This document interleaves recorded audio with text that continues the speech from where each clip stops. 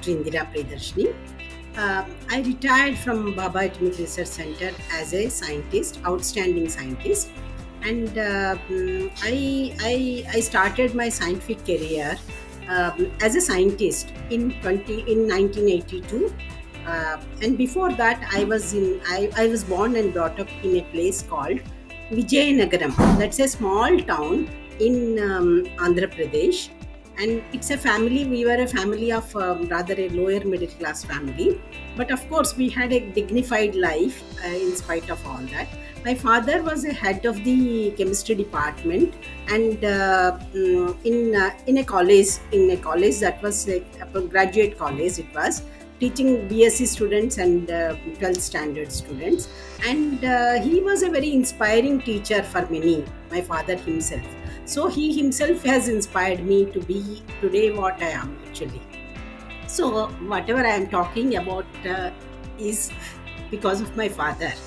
So we were a big family, 8 children we were. I was the eighth in the family, number 8, and born. And my eldest brother, between me and my eldest brother there was a age gap of 15 years, and my between my mother and my eldest brother was the age gap of 15 years. So something like my brother was like father, and but my father himself has taken care of all of us.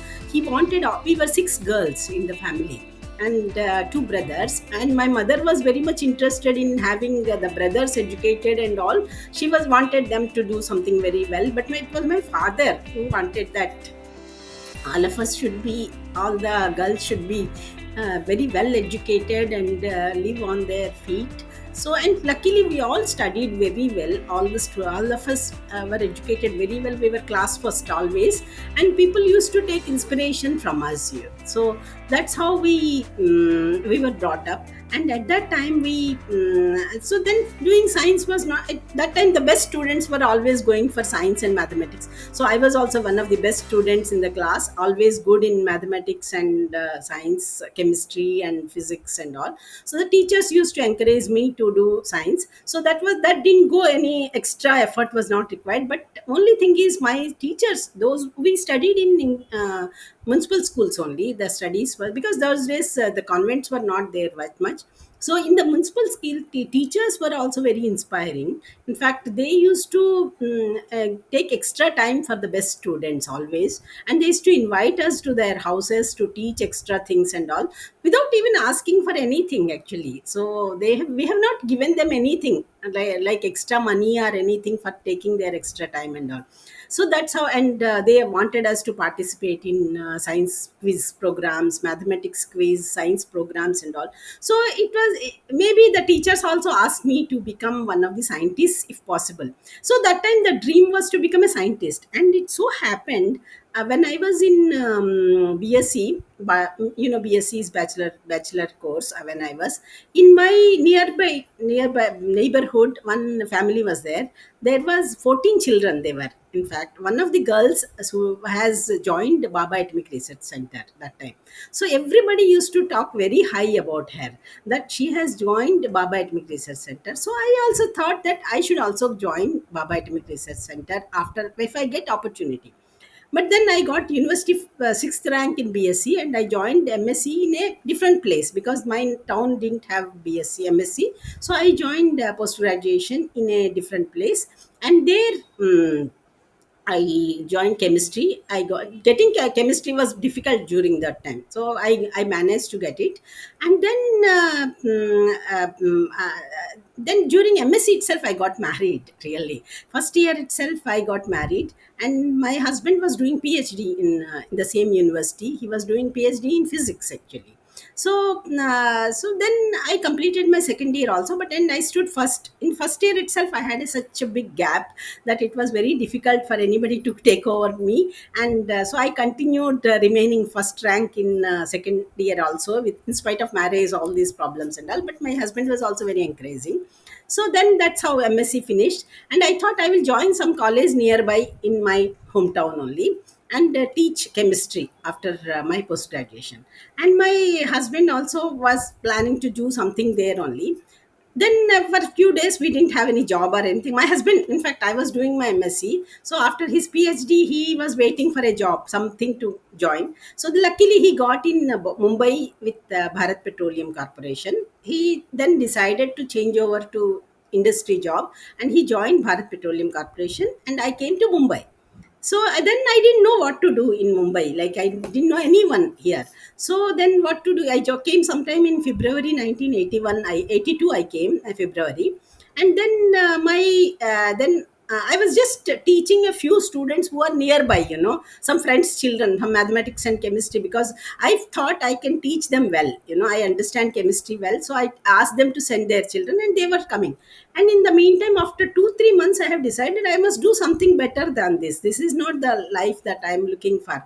So I started looking for the advertisements and all, what kind of. Then luckily this BRC advertisement came, so I applied for it.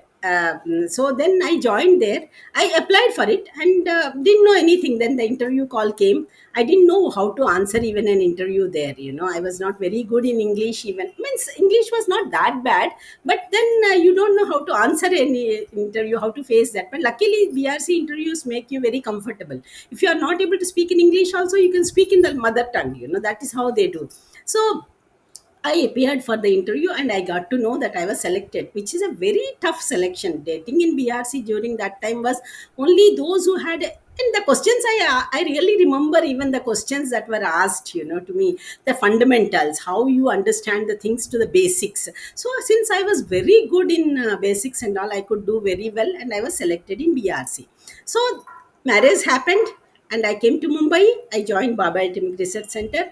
Till then, I was not knowing how to go about my life. So I joined BRC. Then again, I will continue further in the second phase of my life.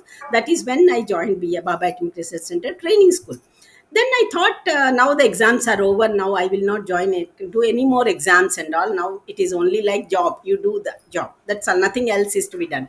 But to my surprise, in the training school, the first week and Monday, every Monday we used to have exam. I said that, oh, come on, I have to prepare, I have to read, and I have to appear for the exams. So then the whole thing went, and it was become very interesting. Courses were taught, very best teachers were teaching. So then, living in Mumbai, you don't know where to live and all. So myself and my husband, we were staying separate, because I was staying in the hostel and he was staying in some PG accommodation somewhere, and we used to meet in between. And I finished the course, and I finished the course with good rank in the, because that rank was very important. I got third rank in training school. So I joined. Then after the rank, you are placed in a division. It's a, based on your rank you get placement in that. So I was given a very good division, that is chemistry division in Baba Atomic Research Center. So I joined as a scientific officer in chemistry division. That was one of the best divisions for the chemistry people in DAE, because that's where the fundamental chemistry aspects of the nuclear program were done. So I was really thrilled, and there were also many advanced topics that were being practiced there. So I got an chance to interact with the best scientists there, and I raised for that. So around that time, I would like to say, in the beginning of my phase was very tough there, because the first thing is I was not knowing how to do research. First of all, I was never trained, because I never received any training for doing research. But then second thing is I was married and I had a child. See, 83 I joined, 82 I joined, and 83 I joined the division. And 83 December I had my daughter, first daughter, child. So then it was like, how to go about. Like, it was very difficult, and the housing accommodation system in Bombay was very difficult. But then we managed somehow accommodation and the child. And so I was, and I think neither me nor my colleagues took me seriously, that she can do some good science. That was the thing, because you as a mother, as a with a infant in your family, and then married, and you have to take care of many things. So how do you manage these things? And there was a lot of a tension in in my mind. So how do I manage my family as well as my career?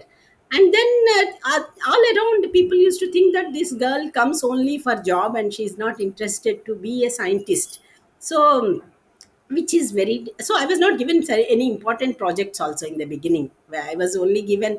So I thought like that only, and 4 years passed, and 4 years passed, and I was sent for my first promotion after 4 years, whereas all others were sent after 3 years, because they were the men, they were working, and in the beginning they are young boys, so they were working very well and all.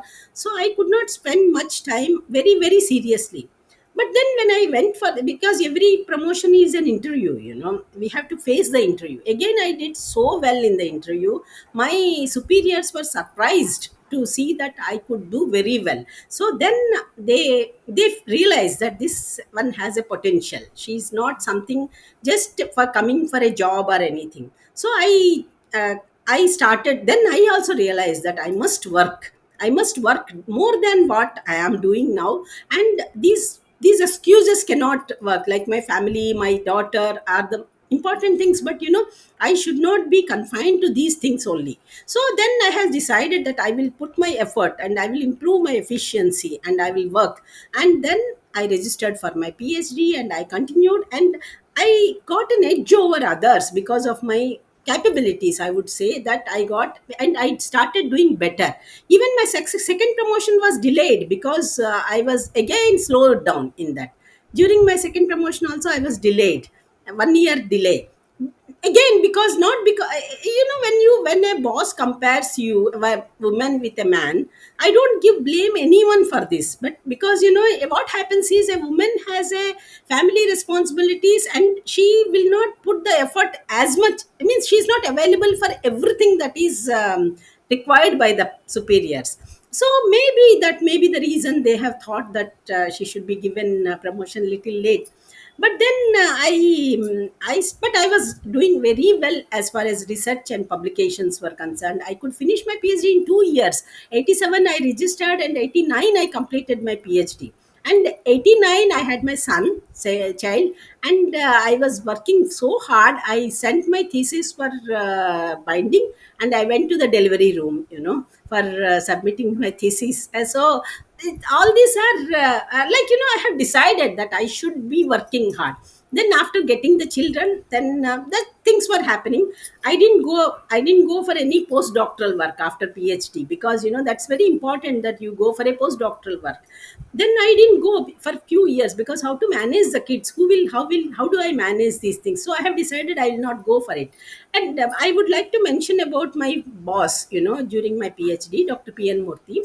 He is a little serious man, but very very I don't know whether he understood the problems of women and all. But what I liked the best in him was, he was working with me. He used to spend with me and taught me how to do research. In generally, many people don't work with the guides, don't work with the students together. So I had the time to spend with my guide, and I learned the tools of doing research. That I am always thankful to him for teaching me how to do the research. So then that was over, and I was transferred from my guide to some other division, because I mean, the boss has changed. There was some changes in the system, and my boss has changed. So then what happened was, then around 91 I got a international congress for radiation research. I got an award, young scientist award. So I just attended a conference there and came back. Then also I didn't go, whereas my colleagues, the men who they went abroad, they did their postdoctoral works and came back, and they started doing some big projects and all. But then I didn't go. Then only in 1995 I went for a postdoctoral work. So in fact, my boss, Dr. JP Mittal, was there at that time. He was our head of the division. So he asked me, Indira, why are you not going for postdoctoral work? I said that it is difficult. He said that you should understand that your quality of time that you spend with your children is more important than quantity of time that you are spending. So I realized, I give the same mantra to my daughter also now. So I realized that you need not be all the time with the children, but you can make them responsible. You need not to ignore them and all, but at the same time, you have to think of your career. So then I went for postdoc 1 year. In fact, I got Marie Curie Fellowship, which is a very prestigious fellowship. Marie Curie European Communities Marie Curie Fellowship. I got in UK. I was there for 1 year, And I, of course, my husband, I should thank my husband, my in-laws, my parents, everybody took care of my kids and family. So then I could go there, and I came back little early because I didn't want, I learned the techniques of doing the research abroad, how the programs are taken and all. So I came back in 95, and December I came back to India back. Then I started my own research program on free radical research to develop antioxidants and radioprotectors. That was my program. That, whereas before that I was working on high energy radiation chemistry, and I was working on ultra fast spectroscopy. These were some of the tools, the advanced tools that were available in an institution like Baba Atomic Research Center. I'm extremely thankful to BRC for giving me that opportunities for this. So after coming back, I started a new program of my own without so getting that break was a very very important thing for me. So after that, I got some students working with me, I got some colleagues helping me. So then the new program started in 1995 6 onwards. I started this new program, and I started publishing very good papers. I was publishing even single author papers. The students who joined me, they were getting excellent papers publications from my contributions, and they were also going abroad after finishing the PhD. They were all girls, most of them were. And I would like to say that some of the students who were they also came from a very lower middle class family, not even lower middle class family, they were lower class only, the boys as well as girls. And the girl who joined me, one doctor, right now she is working as a scientist. She, her parents were, father was a textile mill worker, and mother was not educated. And these girls were taking care of everything by tuitions and all. And she joined me, and I told her, you have to be good in science. That's all. That is the only requirement for me. You have to be good in chemistry, then I will train you. So I trained her, and she got her PhD in record in for 4 years time, and she got very good positions afterwards, and she did very well. And then I had another student, which is who is Pavitra. Pavitra, one girl joined me, and she, when she joined, she had a CSAR fellowship she had. But the requirement was, she was married already, and she was having a son in she was having a son in Haryana, and mother-in-law was taking care, and her husband was a police constable. So she joined for a PhD with me, and and the requirement is, her mother-in-law gave her permission to do PhD if she can finish in 3 years. That was the thing. So I was given that student to me, and said that if you can finish her PhD fast, because you are the one who take care of these girls very well, so we are putting her in your group. So then she joined. She worked so hard she worked, in 3 years she published 5 papers. She went to Japan also during that time. And third year, I saw to it that she submits her thesis and she goes back to her husband. So I am so happy for some of these girls who worked with me actually. So that continued, and I continued further afterwards. Then 2007, my children were grown up. My daughter joined medicine, and my son became engineering he joined. Then I had really free time for spending completely for my scientific career. That was the thing. And from 2007 till 2019, I had many projects I have done by myself. I have done a lot of scientific projects. There were special projects which were not given to many, were given to me by DAE. I got a special prospective research funding project, curiosity research. You can have a curiosity research. I was given 1 crore at that time for doing the research. And then it was like no look back. I started another program along with that, antioxidants and radio protectors. And I worked, there were two aspects of my research I would give. One is working on the herbal medicine, that is the natural products, and the second is developing new selenium compounds for radio protection. So I will explain both of them little bit after in detail. The family, we were that in those days, the lower middle class families were always very disciplined families. They had a principles and values were there imbibed in the family itself, because the parents were following those principles. My father did lot of social work along with this. He used to collect money for building toilets for the people, and boring, that there used to be a lot of water problem in the small towns actually. So borewells, constructing borewells in the needy areas. So he used to go to everybody's house, collect some money, do rupiah, 10 rupiah, and collect that money and then use it for uh, so those things were not, there were nothing taught to us specially, but you observed your parents. So they, and my mother is always, whosoever came to our house, she always cooked food and happily served them, so these are the things that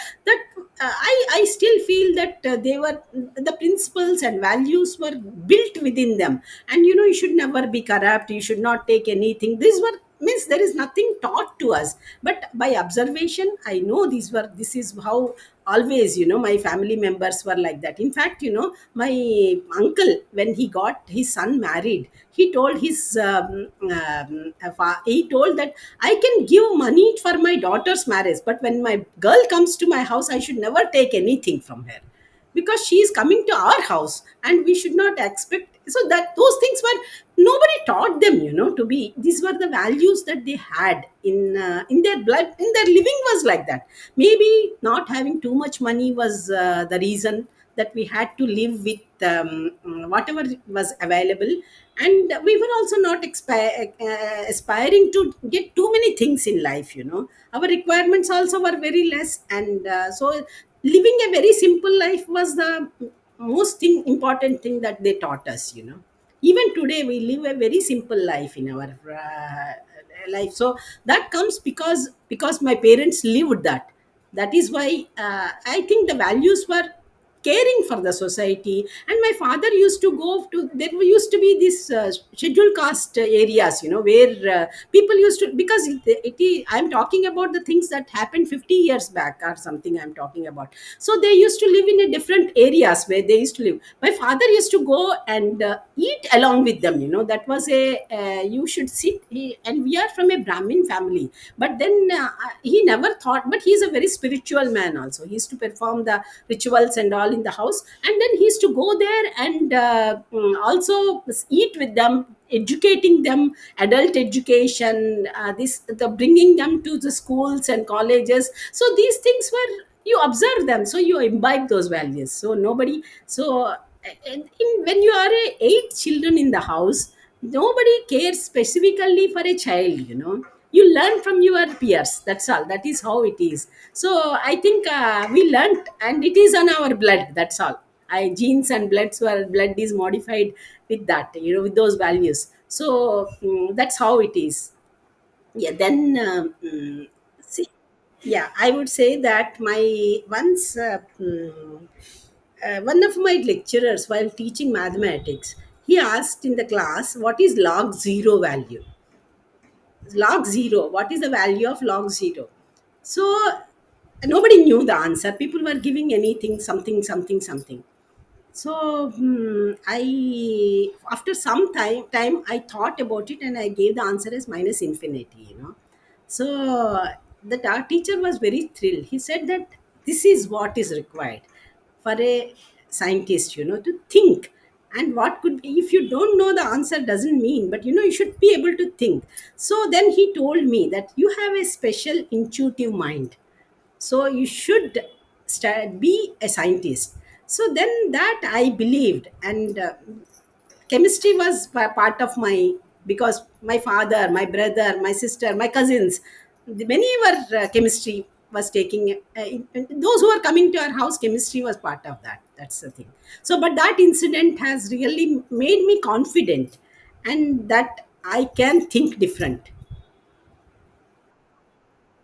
Yes, yes. No, I didn't believe that there should be a gender bias. There is something like gender bias. I didn't want to believe, because, I wanted that every individual is capable of doing whatever they can. It is not that somebody else makes you do that.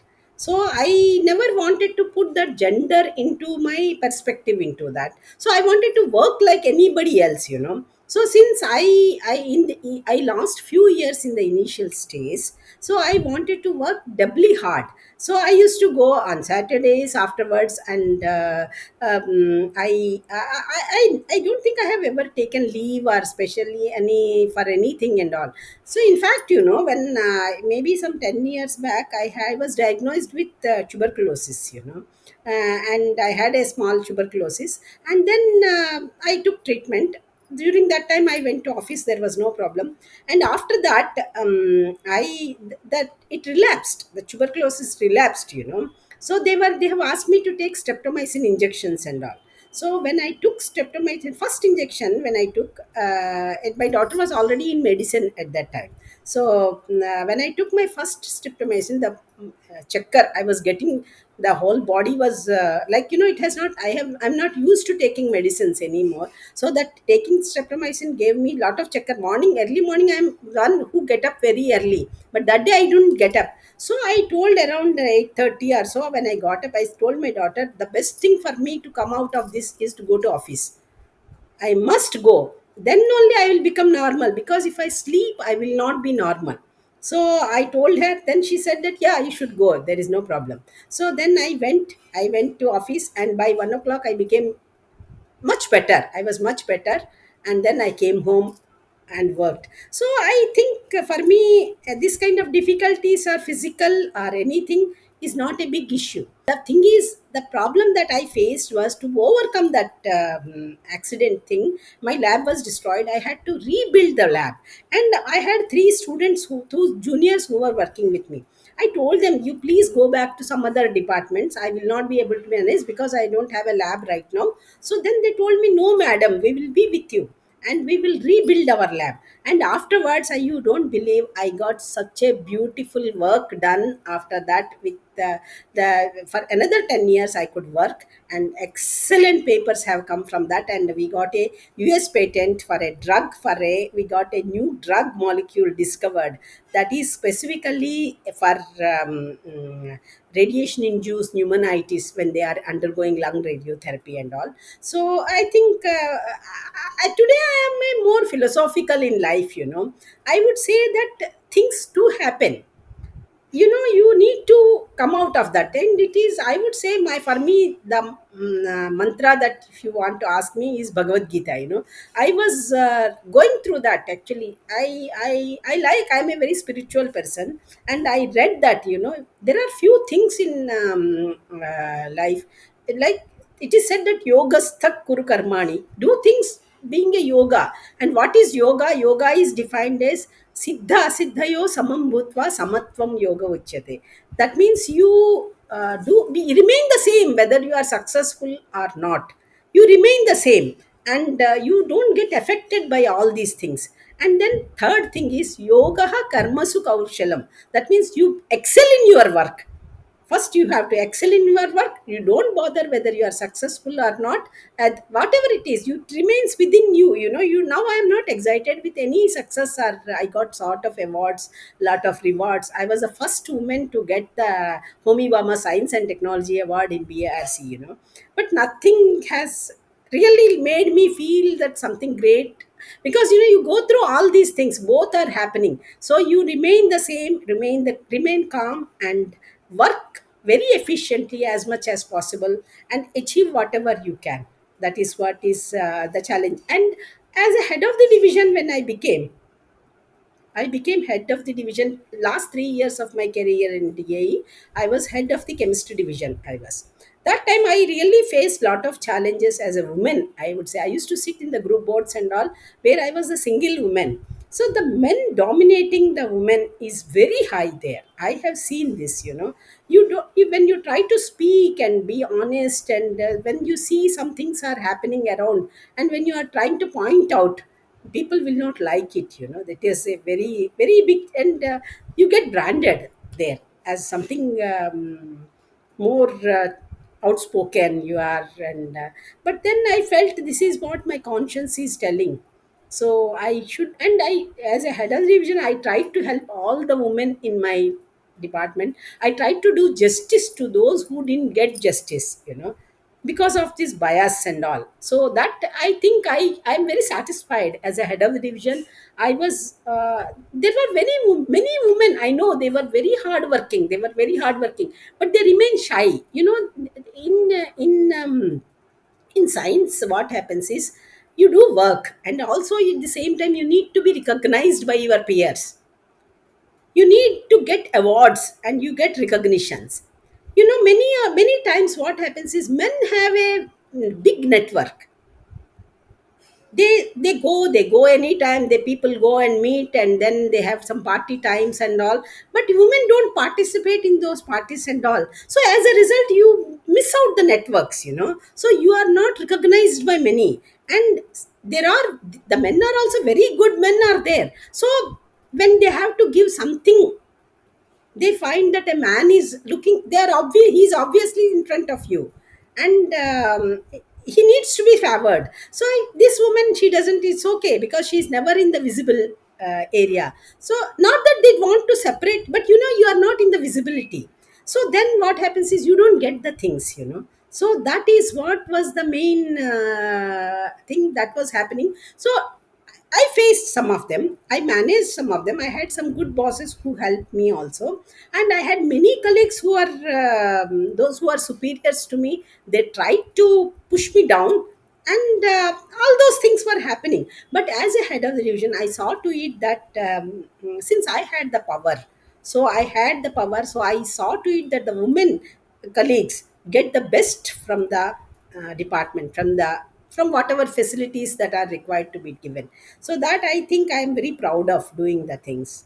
So I don't say that I should, there are many men who miss out also. It is not that only, there are few men who are always outspoken, they come forward, forthcoming, and they go and meet many people, they make a network, they receive the awards.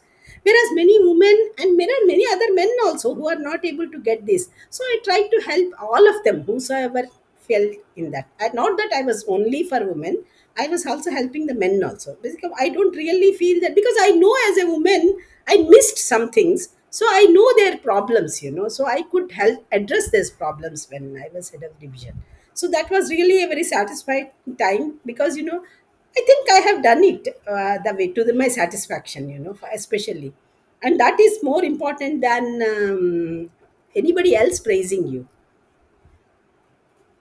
It's not the merit that only counts. I would say that merit, they are not less merit, those who are getting, they are also meritorious. But even if you have a merit, you are not recognized. That is what I would say. It's very difficult to make them feel. But now I got many opportunities afterwards. I could make to I know some of my women colleagues who retired also, and they couldn't make because they were not forthcoming. They were excellent scientists, but then they had some principles. Yeah, no, we should not go and ask somebody for things. We should not go and ask someone to give us something. So this is a very common thing many women have. So you don't speak out even if there is some injustice. So they missed out. They had, and but of course I don't say they are unhappy with that, but they felt it's not required. So many women have missed out, I would say. It is nothing, I don't mean anything as success or failure for me, because I have seen really very bad things and very good things, both. Nothing goes into my ego, adds to my ego. I try, failure is a stepping stone for me to go into the to learn.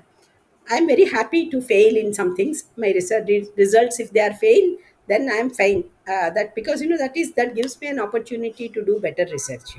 And I think there is nothing like failure. Success is the something which is recognized by others, but failure is something you recognize. I recognize, and each failure is a learning lesson for me, and for me, nothing is failure.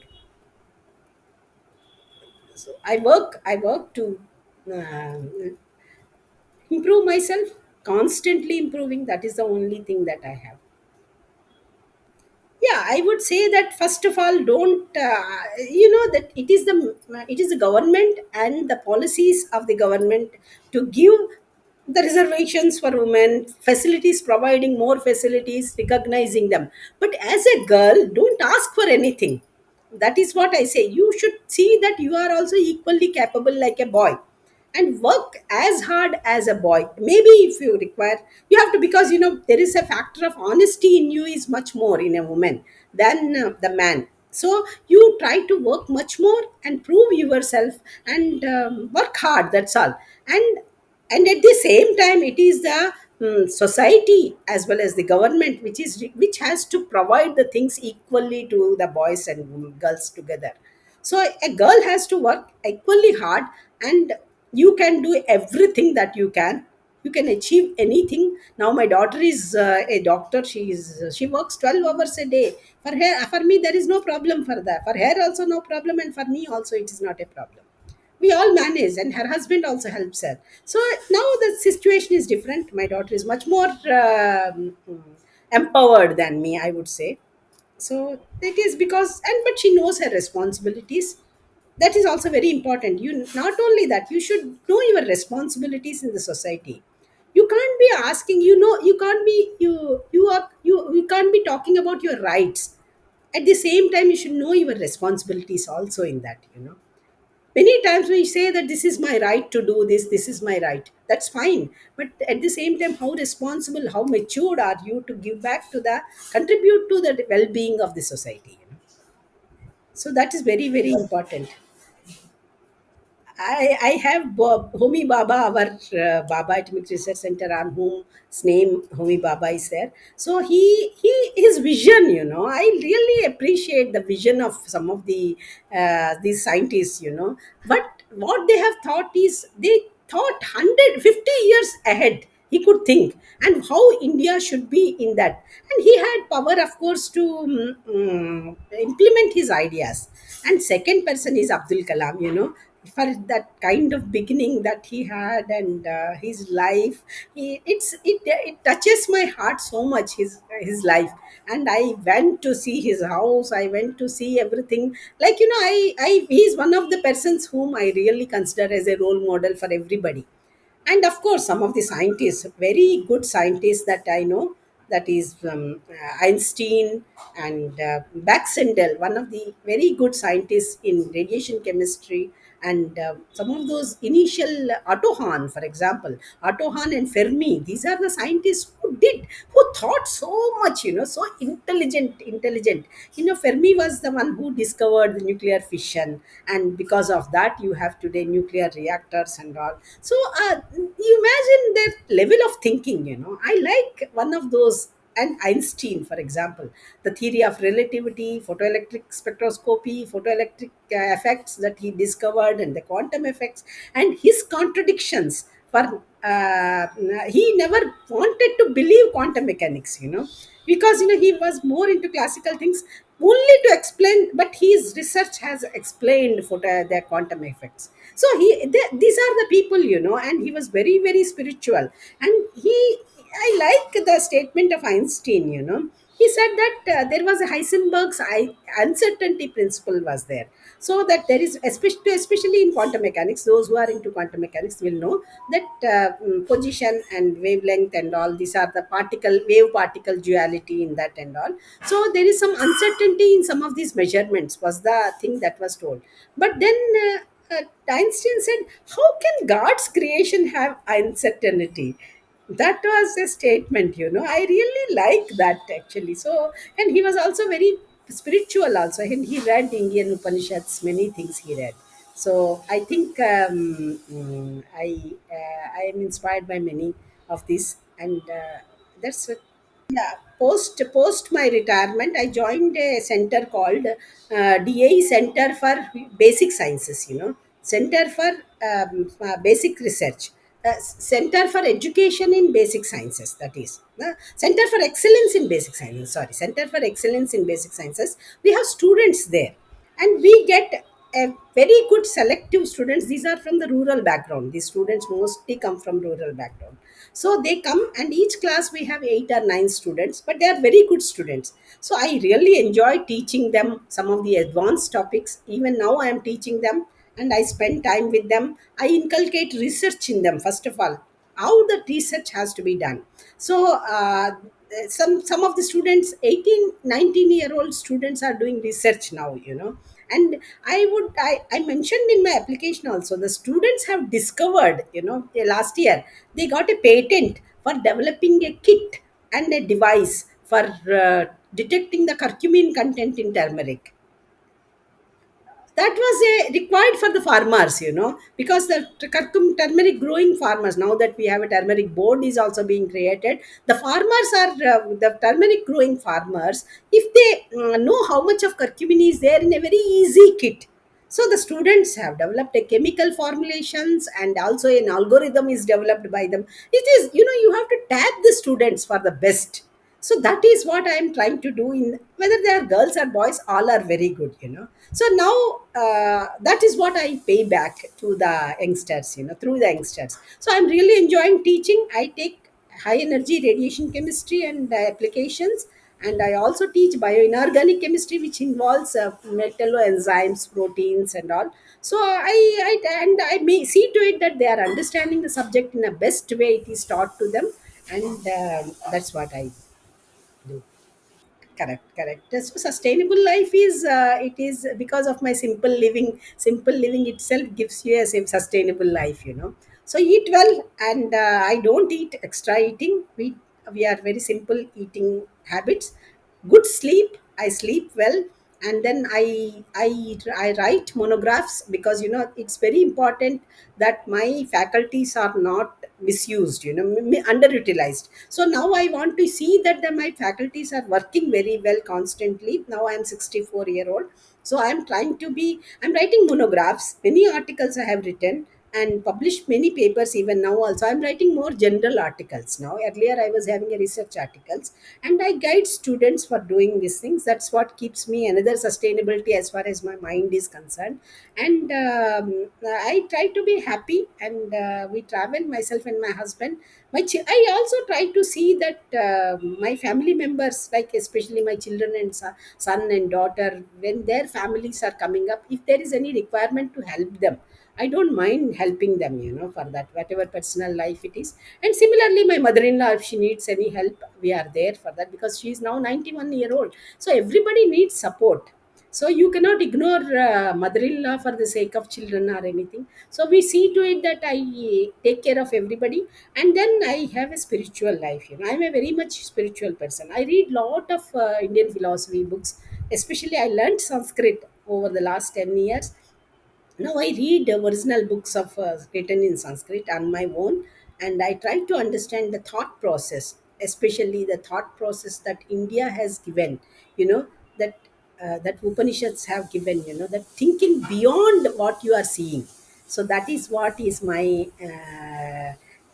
Ekameva Sat. Ekameva Sat. That is one. There is only one Sat. So that is what I am trying to look for. That. So I think now I am not affected by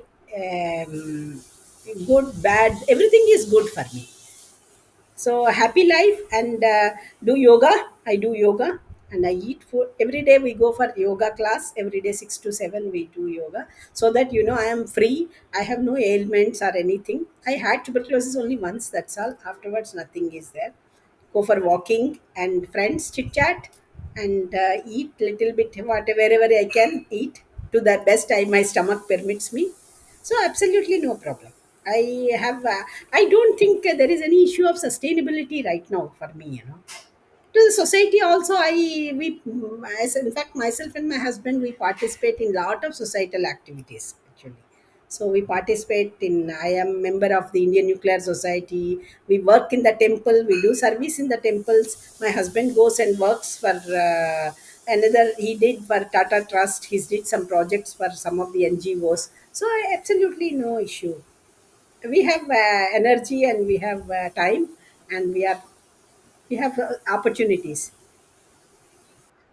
Yeah, we listen to music, dance class, dance wherever there is a program, music concert, or dance programs, and also we have some outings. Lot of travel we do. Myself and my husband, we travel a lot, India, abroad, everywhere I go, we travel, and whenever we get opportunity. Now that we are getting more opportunities, 1 week or so we travel and come back. So that is one thing, and we are not missing out anything actually. And music is we listen to music. And then as a spiritual person, I listen to lot of lectures by uh, many uh, pandits or vidwans, that is the scholars of Indian philosophy. I listen to them, and I try to understand. And I don't know, earlier I used to question, but now I don't ask questions. I'm trying to understand. Inside me, I'm trying to analyze and learn things. So that is what is my right now doing. And what is the first part of your question? Yeah, I think this is life is given to you. You see, this life is given to you for doing something. Everybody is born to do something, or you stand up and see that you are. I think I should be energetic enough to lead myself, and also allow others to lead, follow me, so I am very happy my neighbors and all like to follow what we are doing. So that is all that motivates me. This life is very precious. Every day is very precious. You don't take it very light. You live life with that, and enjoy every moment, for not only for yourself, for the well-being of everybody. Take care of yourself. When those who are, I have my helps, those who are working in me, and my driver, everybody, they are all with me for the last 15-20 years. They are all working with me, because we are all together. It is not that they are different family. Their children, I take care of them, their housing requirements, and wherever there is a requirement, we go and meet the people. We see to it that they get the bank loans if required, and my husband will go and take the ITRs for these servants, and also that they are eligible for loan. So all this we, and those below us are require our help, so we are ready to help. Those who are above us are very good. We inculcate some good qualities for them. So, and to the extent possible, every day is important for you. Every morning is, you live in the present. Past is something that is available to follow, to learn. In future we don't know, but it's fine. Anything is fine for me. So I have no issues with life, and I am trying to be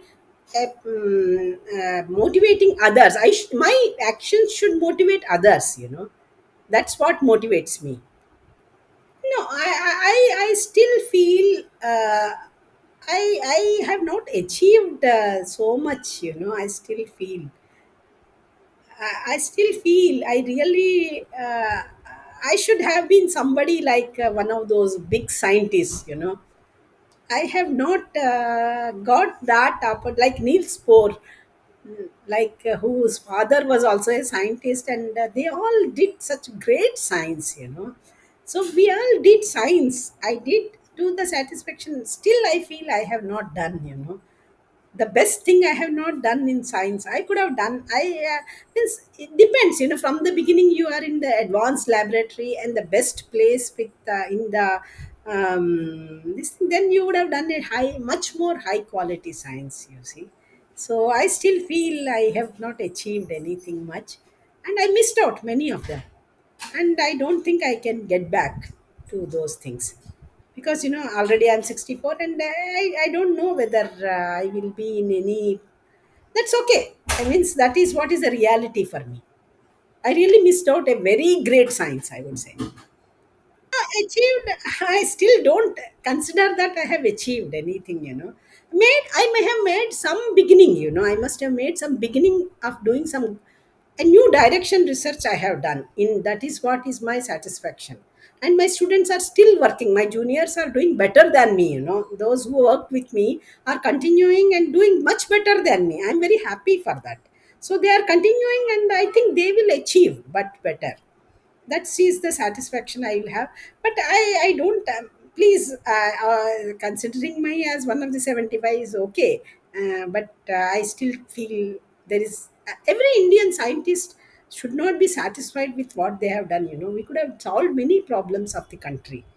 The science did not do that.